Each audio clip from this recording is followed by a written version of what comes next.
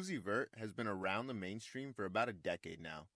And for a lot of us, Lil Uzi has been a staple in our playlist ever since he came up. But in the 2020s, it seems like Uzi has been on a slow downward trajectory and is trying to chase the peaks from 2018 to 2020. And honestly, this is a hard realization to accept as a fan of Lil Uzi, especially when he gave us legendary moments like this. Yeah. All these niggas stealing my style. Can I get my flow back? Yeah. Bop on that bitch like Kodak. Yeah.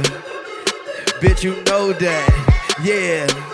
I push your shit all back. Told that bitch I got money. Ayy, counting them hundreds is nothing. But it's time that we have a conversation about Uzi. And as much as I don't want to, it's time to accept that one of the best rappers of the last 10 years might be washed. If you're new here, my name's Ron, and I upload a video on Hip Hop Daily. If you don't want to miss a single upload, be sure to subscribe. Be sure to like the video if you enjoy it. And with that being said, let's dive right into it. When Lil Uzi started coming up, it was no doubt that he was meant to be a star. Although the older crowd wasn't too fond of him, what separated Uzi and a lot of new artists coming up with him like Lil Yachty and 21 Savage was that they were a breath of fresh air when hip-hop was in a transition from the early 2010s sound to a new sound we saw emerge in 2016. It was a different style, sound, and it started to shift to what we hear released today. Lil Uzi has had a ton of success with albums like Love Is Rage 2 selling 135,000 first week and Eternal Take selling 288,000 first week, marking his highest first week sales ever. But with music in general taking a hit when it comes to first week sales, and combined with a lackluster rollout, Uzi's streak of selling over 100,000 first week would come to an end with the release of Eternal Take 2, selling 59K first week. But why the sudden drop off? First comes the fact that Lil Uzi has been seen on the Nitrous, Ryan Garcia, this Ye, I'm on the Nitrous. which various clips circling around Twitter of Uzi with a balloon in hand really concerns fans. While this doesn't directly harm Uzi's commercial success at a surface level, Nitrous is definitely a vice that will affect his music creation process and is definitely noticed on Eternal Take 2. Not to say that this was the sole reason the music wasn't well received or wasn't the highest quality. The music definitely just felt lazier this time around, and it was just very repetitive. Fans are also concerned about Uzi's general health, as nitrous is definitely no joke, and the long-term effects it can have on the brain are enough to worry fans, rightfully so. Another reason for the drop-off is label troubles. Lil Uzi has been signed to Generation Now since he came up in the scene back in 2015-2016.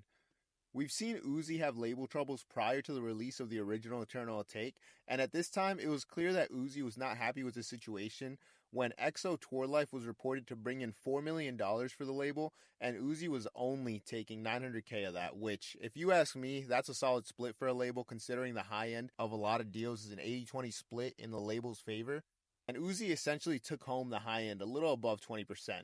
But when it came out, we saw Uzi dissing Generation Now and even saying that he was going to retire, which looking back at it, we all knew that was cap, but a lot of people were not happy to hear this at the time. And I actually followed Generation Now on Instagram at the time, and they were always getting flooded with comments to release Uzi or to let him drop. So I guess his strategy worked, while it seems that they were able to come to a better agreement. And Uzi and Generation Now were good for a while. Later, we see Generation Now sign Jack Harlow when he was a really small artist compared to now. And it took a few years, but when Jack was suddenly launched into the mainstream, he quickly established himself as a top dog on Generation Now. Jack Harlow has definitely gone more of a pop route now and is doing crazy numbers, and he seems to have a hit every year since 2020. With Jack Harlow being the new dominating force of the label, Uzi sort of took a back seat, and while we don't directly know how this affected the relationship between Uzi and Generation Now, I can't imagine it feels good to go from the go-to guy for the past few years to being second behind a new younger artist. But why do I bring this up?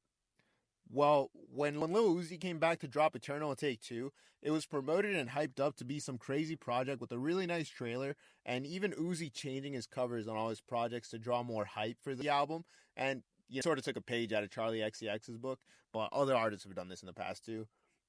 And when it dropped, it was lackluster to say the least. It felt very lazy, repetitive, and only had 2 to 3 good songs. And when he completely clickbaited us with the Big Time Rush feature, as somebody who watched Big Time Rush as a kid, I was hyped for this song and was super disappointed when I heard it. But honestly, bro, the album was cheeks. Nothing redeemable about it, and it showed in the first week's sales as very few fans came back to listen to it, with the online reception being super negative. And after it dropped, fans started theorizing that Uzi dropped this whack album to get out of his label deal. And fans ran with this narrative. Now, Uzi didn't say this directly, but he liked a comment of a fan saying this, essentially confirming the fan theory. Although I think it's complete cap, I think Uzi just dropped a trash album and tried to run with what people online were saying and, subtly run that narrative. Personally, after listening to this album and seeing Uzi's actions outside of music, I think his best days are behind him. I really hope he puts the nitrous down, and I don't think that it might be the direct cause for Uzi's music taking a downward turn. I think that, one, Uzi is getting a little older. He's 30s now. If he's not, he's 29, 30. But he seems like the type of guy that once he starts to get a little older, he's not going to drop music as much and is going to pursue other business ventures or just some artists under his wing, some younger guys, next generation, and really help them develop. It doesn't seem like Uzi's wanting to make music forever, especially with Eternal Take 2. If it's not label troubles, then he just lost his passion for the music.